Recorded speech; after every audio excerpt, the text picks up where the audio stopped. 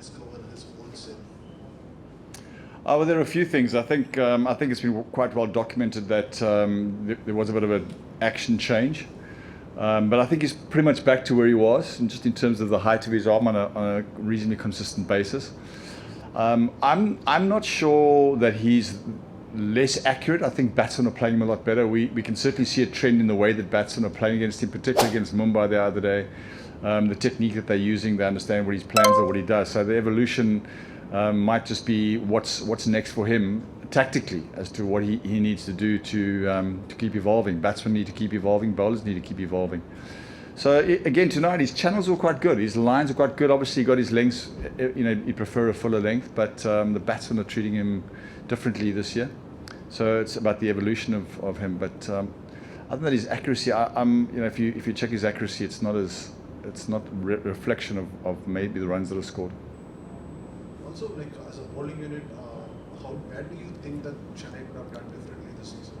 At various parts, they have like struggled, be it in the power play overs or even with the spinners. Just talk about like where they could have like done better in terms of execution. Yeah. I mean, we've been reasonably happy with with the way the tournament's gone.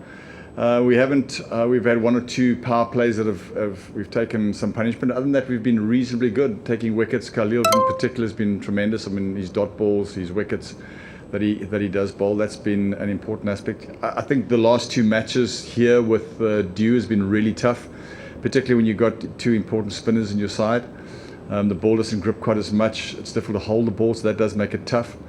I think as a team throughout batting and bowling, the little areas we want to try and find to be more accurate around what we want to do.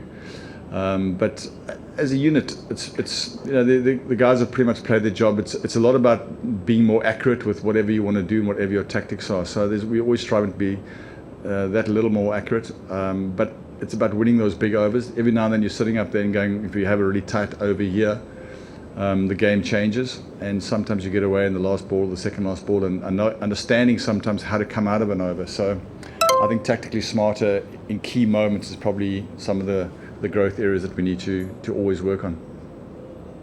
Hi coach, sort of going back to Matisha, I believe the action change sort of happened during the SC20 with Chepauk Super Kings, and now you've said that he's got back to the level where he was. So sort of doing these technical tweaks for someone who's so unique to him.